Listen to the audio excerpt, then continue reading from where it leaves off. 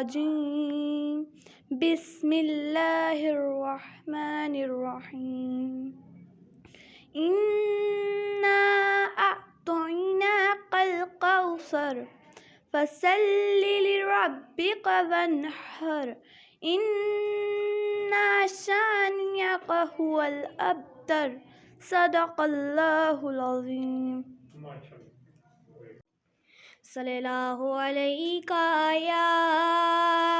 या रसूल अल्लाह वसल्लम अलैका या हबीब अल्लाह मदीना मदीना हमारा मदीना हमें जानो दिल से है प्यारा मदीना सुहाना सुहाना दिलारा मदीना सुहाना सुहाना दिलारा मदीना दीवानों की आँखों का तारा मदीना दीवानों की आँखों का तारा मदीना ये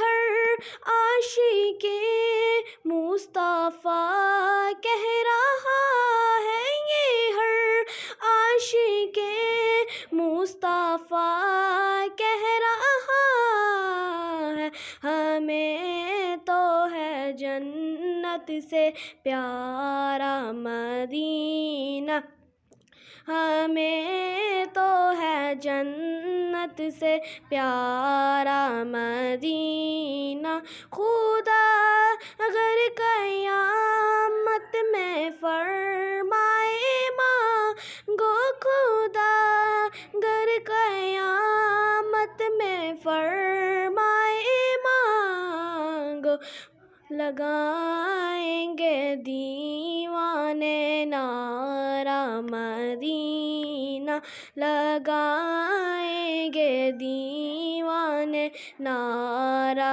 मदीना बुला लीजिए अपने कदमों में आका बुला लीजिए अपने कदमों में आका बुला लीजिए अपने कदमों में आका मदीना मदीना हमारा मदीना।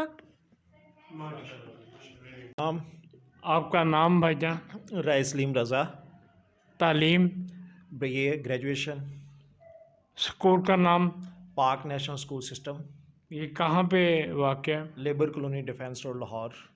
कितना अर्सा हो गया मोहतरम स्कूल को? 2017 से मैं स्कूल को यहाँ से ऑपरेट कर रहा हूँ। तो किस तरह शौक़ हुआ स्कूल बनने का? जी शौक़ तो मुझे बहुत देर पहले से है। मैंने 2002, 2003, 2005, 2007 तक मैंने एकेडमी की थी, मुबारक एकेडमी के नाम से।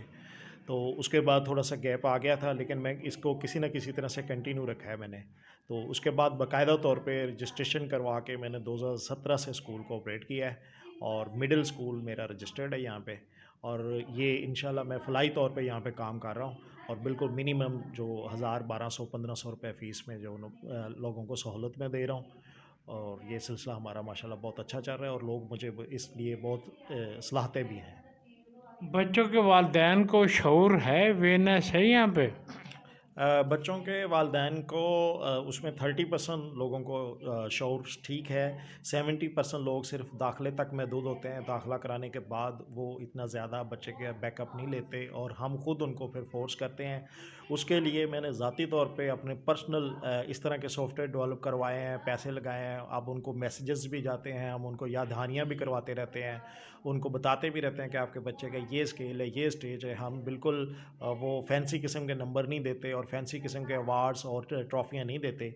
हम बिल्कुल जो बच्चे की एक्चुअल पोजीशन होती है पेरेंट्स को वो बताते रहते हैं, लेकिन उनके पास कुछ टाइम की भी प्रॉब्लम होता है, उनकी क्वालिफ़िकेशन का भी प्रॉब्लम है कि वो इतने पढ़े लिखे नहीं होते कि उनको हम बैकअप दे भी रहे होते हैं तो उनको समझ आ रहा होता है कि जी हम आपके हवाले कर दिए बच्चा, बस आपने पढ़ाना है, तो वो हमारे ऊपर ज़्यादा डिपेंड करते हैं।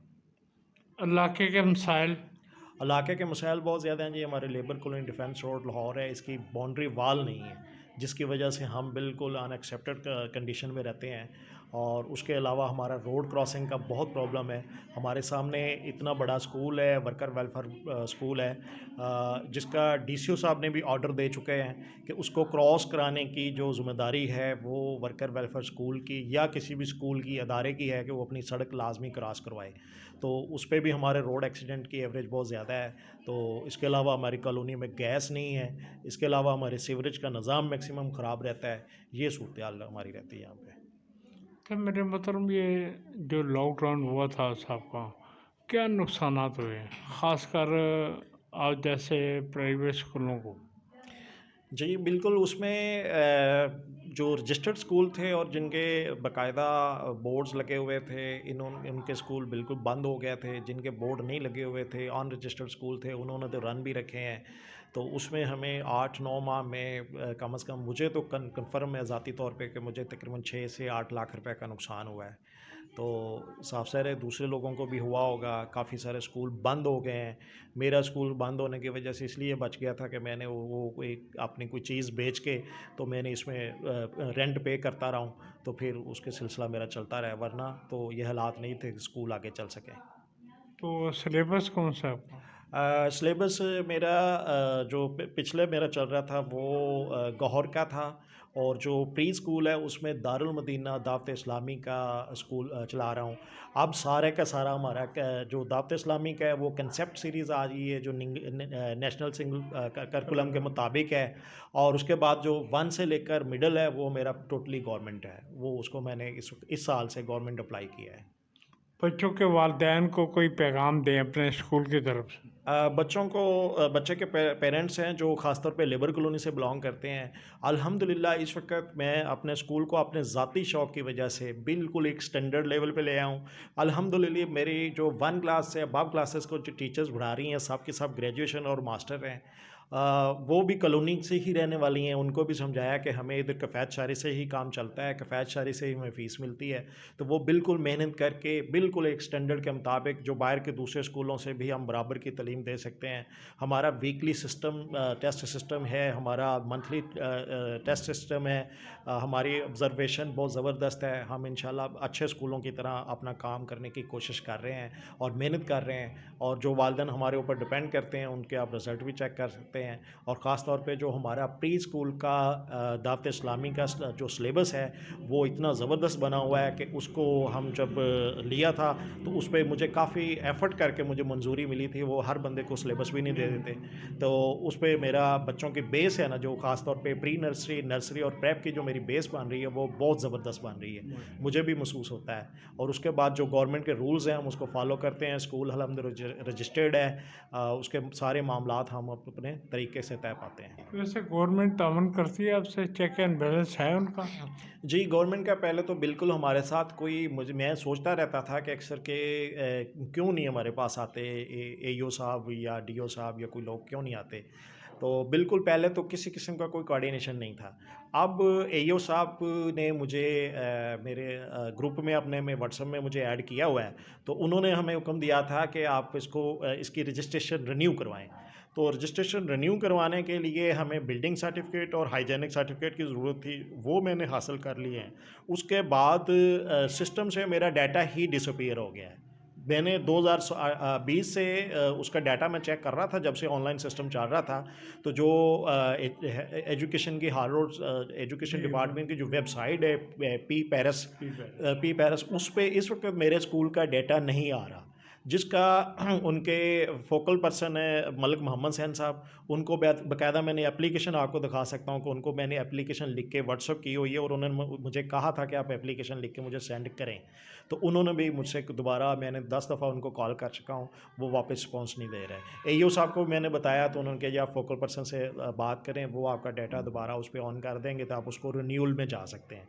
अगर हम नहीं करते तो हमें फिर डेफिनेटली यहाँ से छुट्टी करके हार्ड रोड के चक्कर लगाने पड़ेंगे, फिर आना पड़ेगा, जाना पड़ेगा। तो फिर उस हिसाब से तो मेरी 2023 तक मेरी रजिस्टर्ड मैनुअल मेरे पास है, तो फिर उसमें तो कोई प्रॉब्लम नहीं है, फिर वो इस तरह से तो चल सकता है। थैंक यू जी, शुक्रिया। गवर्नमेंट को करना क्या चाहिए हमारे लिए कि आप बताएंगे? जी जी मैम। अच्छा, करना क्या चाहिए गवर्नमेंट को, आपका हवाले से क्या तावन करना चाहिए? जी बिल्कुल, गवर्नमेंट को जो छोटे लेवल के स्कूल हैं इनकी एक तो ट्रेनिंग की इंतज़ामात करें, दूसरे कि इनके ऊपर कोई ख़ास ख्याल करें कि जो मोहल्ले के इतने लोअर गरीब लोग हैं, ये 1000-1200 और हद 1500 से ज़्यादा फ़ीस दे ही नहीं सकते। यकीन करें कि मैं बच्चों को बुक्स भी फ्री देता हूँ, यूनिफ़ॉर्म भी फ्री देता हूँ। आप मेरे बोर्ड मेरी तमाम फ्लेक्सेस चेक कर लें, उसके ऊपर लिखा हुआ है। अभी मैं आपको उसका पैरामीटर सारा बता सकता हूँ उनको। मतलब फॉर एग्ज़ाम्पल 1 क्लास है तो उसकी बुक्स और यूनिफ़ॉर्म में आते ही पहले दिन ही फ्री दे देता हूँ। तो उस हिसाब से गवर्नमेंट को भी हमारे साथ तावन चाहिए कि मुझे हमें पेफ में अडॉप्ट कर ले या कोई और ऐसी नई स्कीम लेके आए कि जिनको बिल्कुल लोअर लेवल के इस तरह के मोहल्ले गलियाँ हैं, इसमें जो छोटे छोटे स्कूल चल रहे हैं, इनको ना लाजमी अपनी अप्रोच में लेके आए ताकि हम ज़्यादा बेहतर से बेहतर सर्विस दे सकें। अच्छा मोहतरम, लॉकडाउन के दिनों में क्या सहूलत दी हुकूमत ने, कोई तावन किया आपसे? जी बिल्कुल, गवर्नमेंट ने कोई सहूलत नहीं दी। हमने ख़ुद ही अफोर्ड किया है। हमारे बिजली के बिल भी जाते रहे, हमारे फ्लैटों के रेंट भी जो बिल्डिंग का रेंट है वो भी जाता रहा। हमारे साथ उस वक़्त बिल्कुल गवर्नमेंट के किसी ने नुमाइंदे ने आके बिल्कुल हमारे साथ कोई बात नहीं की, कोई तावन नहीं किया, कोई बातचीत हुई नहीं। हमारे पास साथ कोऑर्डिनेशन ही नहीं थी बिल्कुल ही। यही सिलसिला था बस। क्या करना चाहिए था? गवर्नमेंट को जी करना चाहिए था, कम से कम कंपनसेशन करनी चाहिए थी या कोई लोन की सिस्टम में हो जाता कि हमें कम से कम कोई अपनी ज़ाती चीज़ें, जैसे मेरे पास एक मेहरान गाड़ी थी, बड़ी मुश्किल से बनाई थी 2014 मॉडल, तो वो मैंने 6 लाख रुपए की बेच के तो मैंने अपना कंपनसेशन किया था। तो वो उसके पैसे अब मुझे आते रहें और उसके बाद मैं उसी से अपना रेंट देता रहा हूँ। 30-35 हज़ार का महीने का ख़र्चा था। उसके अलावा टीचरों को भी बेशक मैंने 1000 रुपया दिया महीने का, 2 दिया, इनका भी कम से कम मैंने ख्याल रखा है। तो वही टीचरें जो 2018 से मेरे साथ कंटिन्यू थी, अभी तक मेरे साथ 2-3 टीचरें वही कंटिन्यू है। वरना तो यहाँ से सारी टीचरें मतलब लोगों की भाग गई हैं या मतलब उनके चूल्हे ही ठंडे पड़ गए तो फिर वो क्या करती, उन्होंने जाना ही बनता था।